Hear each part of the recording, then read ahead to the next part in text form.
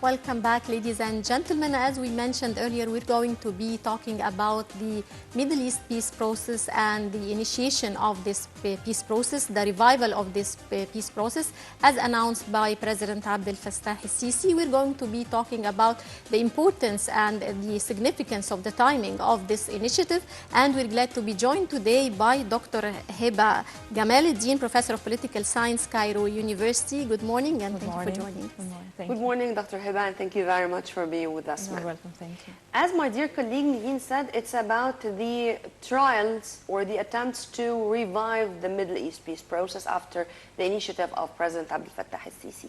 But right after that, so many things happened, which unfortunately said that the way is not paved till the moment turn back to the negotiating table. Topping the list, what happened from Benjamin Netanyahu and I should say, reshuffle of some of his ministers, on top of which is Avigdor Lieberman, and taking the defense portfolio, which is the most important when it comes to the Israeli cabinet. And Avigdor Lieberman is a hardliner, and it was objected even by the Israelis themselves, and two of the Israeli ministers or the Israeli cabinet resigned in objection. How do you see this move right after the initiative of our president? Okay, let me start with Lieberman. Lieberman is a very extremist political leader. He's the one who mentioned that he will, when he was foreign minister of Israel, that he will bomb the High Dam in Egypt. And even his vision to peace process is based on the transfer of Arabs from Israel and to provide the Palestinian Authority with very poor Arab villages in order to take Jerusalem and whole West Bank. Mainly, Lieberman is not the only hardliner in the government of Israel. Lieberman is one of other six political parties which are hardliner and which come from the right wing and from the religious camp. And these parties don't believe mainly on really the peace process. One of this party, it's the precondition to entering this coalition is to ignore totally the establishment of the state of Palestine. So if we come from this background and to enter for the initiative from our president, Mr. Abdel Fattah el-Sisi, Mr. Abdel Fattah el-Sisi provide a very good initiative, and which was encouraged and supported from the Israeli side. They mentioned that it's like an encouragement to us to work, because Mr. Abdel Fattah el-Sisi promised them for a warm ties if they accept to enter the peace process talks with Palestinians. And he also was willing to mediate between the rival political Palestinian factions in order to pave the way for talks with Palestinians and Israeli. You can see that there is a very contradiction. How you encourage and you support this initiative, and on the other side, you ignore the French initiative, which is a part of what Mr. Abdel Fattah el-Sisi has suggested. And also they ignore totally the Arab initiative in 2002, which was based on, or Mr. Abdel Fattah el-Sisi, his vision was based on this initiative. Yeah. So there's a great contradiction. How do you see the timing of the initiative and its support, of course, by the French President François Hollande? Really, the French President provide a very good initiative. And this initiative goes alongside with our President initiative. He wants to have international consent over the two-state solution. And this is the first time to have something like that. and it will be a turning point concerning the international point of view or international activity towards the Palestinian issue. They want to have different issues. First, to have a rigid deadlines for every stage for the coming talks between Palestinian and Israeli. Second, they want to have a time limit. They mentioned that it will be about 2 years to solve the Palestinian issue. The third is to have three teamworks. Every teamwork tackle different issue in order to have incentives and paving the way for coming talks. So our president, when he was in Asyut and tried to offer his initiative, he was trying to paving a way for the French initiative.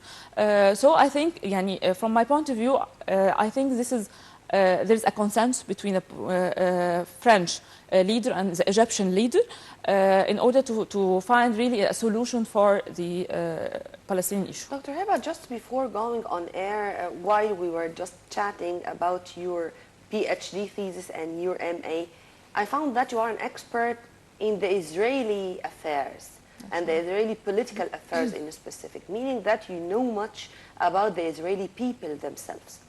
How do you see the Israelis looking at the Palestinians and about the two-state solution?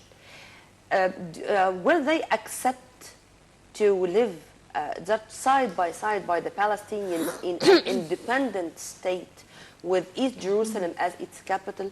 Are they going to accept from their leadership to allow the Palestinian refugees to come back? I mean, will this be can this be implemented on the ground, or these are only going to be dreams we are living since 1948? It's a very good question. I think till now the right wing is overwhelming Israel, and even in the last election, United States tried to support the left wing. However, the right wing succeeded, and they contain the government. From my point of view, that and all the public opinion polls mentioned that and confirmed that the Israeli public opinion proved to the right wing, and they are racist and they refuse Palestinians, and even the 48 Arabs who live with them as Israeli citizens, there is a lot of discrimination against them. Even the Arab parliament and the Knesset, they was treated in a very bad way. Even the Israeli itself, the Israelis inside the state, they are racist. There is a big difference between Sephardim and Ashkenaz and Flash the Western Jews and the Eastern ones. Those are coming from Yemen and Morocco, for example, are being dealt with in a totally different way than those who are coming from the West, I mean from Europe, for instance. That's right. Yeah. So, and they have dogma, and this dogma, there is like a deadlock. There's no way for negotiation. This is about Jerusalem. Our vision, at least to share Jerusalem, like it's based on the initiative, Arab initiative of 2002. 1967 borders. Yeah, that's right. Yeah. They don't accept Jerusalem. It's from their point of view, a capital of Israel. The second, they refuse totally the return of refugee because it's a very catastrophic issue. It's a coming concern. The issue of demographic balance between Palestinian and Israeli, as you know, that fertility rate is pro-Palestinians. Also, the issue of the land. They refused to give us the port of 1967 totally. So what we are calling for, I think we need, that's why the President Holland provides the initiative in order to find a way, like a pressure from the international arena over the Israeli society and Israeli government. Right. How would you see the U.S. stance from the Middle East peace process, and especially after Obama is going to be leaving very soon, and we don't know yet after the new, who's going to be the new U.S. president after the upcoming elections? Let me say something. United States, there is an absence for the Palestinian issue inside the propaganda of American election. And this is a very important indicator that the Palestinian issue, it's out of date or out of their agenda, and that even the Democratic or the Republican candidate will be a president of the United States, both of them will have the same vision. So from my point of view, even who is the president of the United States, the same issue will be the same concerning the Palestinian state. And how did you see Obama's attitude towards the Palestinian peace process? Obama is not fair. Obama totally pro to Israel. He do everything.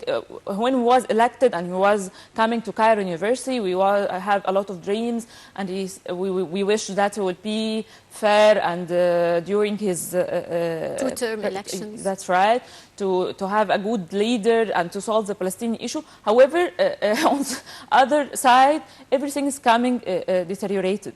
So Obama is not fair enough for the Palestinian issue. The American administration said it loudly and frankly. They had two very sensitive issues: their relation with Iran and the Middle East peace process. And Obama said, I'm going to solve only one issue of this. And he preferred to solve the issue with Iran and to leave the controversial, the sensitive, the critical issue of the Middle East peace process to the one who is going to follow him. But let's at least do our homework. That's right. Because, for example, in the last meeting of the Arab foreign minister, which was held here in headquarters of the Arab League in Cairo with the presence of Palestinian President Mahmoud Abbas, he said that they are going to have reconciliation, here between Fatah and Hamas, and after this unity government or reconciliation government, they are going to go into elections for a main reason: not to find this excuse of the Israelis once again that they do not have a partner on the negotiating table. Do you think here that the Palestinians themselves did a lot to help the Israelis not to be involved into the negotiations because they are factions, they are divided, and they cannot find a solution for them before finding a solution with the occupation troops? Okay. Let me have 2 points in this. First, I totally agree with you that the fractions and different fractions of Palestinian side, it's a very important and core issue for the bad situation of the Israeli, and they also say that there is an absence for a Palestinian partner in negotiations. Yeah. However, when President Abdel Fattah al-Sisi mentioned that I'm willing to mediate between the rival factions of Palestinian side, Hamas itself supported the initiative. However, it ignored other part concerning the talks, but they support the first part of the initiative. From my point of view, it's very important to have unite Palestinian Authority under the PLO. As a PLO, it's a good figure and accepted from the international arena. Yeah. The second part, I want to say that it's our responsibility. Why it's our responsibility? Because the attitude of America or the political situation of that the United States take from the Arab countries, it's based on the weak role of the Arab states. Israel have a very good lobby inside the United States. Have Heba. Heba, it's a pressure group. This pressure group have a very good play a very good role inside the United States. It try to affect and to push for the side and the right for Israel against Palestine. So our role is to have something similar and to have a lobby and pressure group and to provide the right vision for the public opinion, international public opinion. We're just staying alone, calling ourselves and leaving the others listening only from the Israeli side. Right. Do you think that stabilizing the Palestinian peace process and reaching an end to the Palestinian situation, do you think this will help in stabilizing the whole Middle East region, and how would it affect the region? As we can see currently, the whole region is in great deterioration. So how do you think that finalizing this issue will help in combating terrorism and stabilizing the region? I think if we are reaching really to a reconciliation between Israeli and Palestinians, I think the issue, the matter in the Middle East will be become in good way, and we will have a good future, because as you know that we are in hotspots. Israel, several hotspots. Israel on our border, and Libya, and Syria, and Sudan. But Palestinian issue, it's not only the issue of Palestinians, it's the issue of whole Arab. So, and Egypt comes as a key player. The issue of Jerusalem, the issue of refugee, the issue of the land, it's not really the issue of Palestinians. It's our issues. So if everything become on hold and we are solved, and we are really reaching to a reconciliation, I think the coming future will be better. However, till now, if we are looking to the Israeli government as a right-wing Israeli government, inside whole Israeli history, you can find that it will be rare, and the opportunity without the international pressure will produce nothing. But what will be the status of Jerusalem in the case of a two-state solution? Two-state solution, it will be divided. The east part will be for Palestinian, and the west part will be for Israeli. So by this way, part of Arabs will be agree, because we have two-state solutions. However, that's what we hope. We hope so. Dr. Heba, do you find it a coincidence that right after those two initiatives, whether by President Abdel Fattah el-Sisi or by French President François Hollande, and the conference now prepared for to be held later this year, to find this attacker to go to Tel Aviv and to shoot people there inside the Israeli city? I mean, why now, and why by this time, as if this attacker wanna from scratch destroy every single step in the road to peace? I mean, it's not going to end this way. Yeah, it's a repeated scenario. When any advanced steps that will be taken or offered from the international arena, we'll find a bomber go to inside Israel and kill civilians, and Israel provide to the public opinion Palestinians are devils and they are killing our innocents. Yeah. This is the bad image that the Israeli media and Israeli government. So it's not a coincidence, in your opinion? No. I mean, it was made intentionally. Sure. I'm sure of that. If you remember that when United States had the flag of Palestine over the United Nations, United Nations have the flag of Palestine. On the same day, Israel have escalation, and they mentioned that Palestinians are terrorists. Punishment. That's right. So it's a repeated scenario. Yeah. Right. How do you see the role of Arab countries in trying to solve the Palestinian peace initiative and trying to solve the Palestinian status? I want you to go to the Arab Initiative in 2002, and this initiative have it goes alongside with our president initiative. They are really keen to have a normalization with Israel, but in two conditions. First, to have to give the land that was taken by the Israeli troops in 1967 war, and second, to provide a solution for the refugees, Palestinian refugees. Okay, so prisoners. However, till now, Israel still refused this initiative.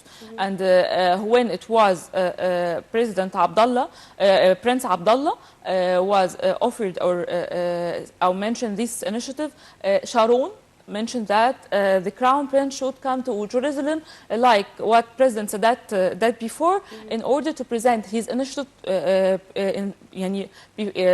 all over the Israelis, which is really wouldn't be happen. Till now, Netanyahu mentioned concerning this initiative that it's a past issue and no one buy it. So please talk for new initiative. And his point of view to have the direct negotiation. That's why he refused totally the French initiative, because he considered French initiative like a dictation, dictation over him. So he wants to have direct initiative without any dictation, without any commitment, in order to have nothing at last.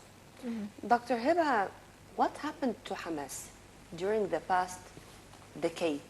I mean, in my humble opinion, as a news editor before being anything else, Hamas of Abdelaziz Rantisi and Ahmed Yassin is not Hamas of Ismail Haniyeh and Zahar. That's right. And what's going on the ground from them regarding the Palestinian cause is not for the best interest of Palestine as an independent state.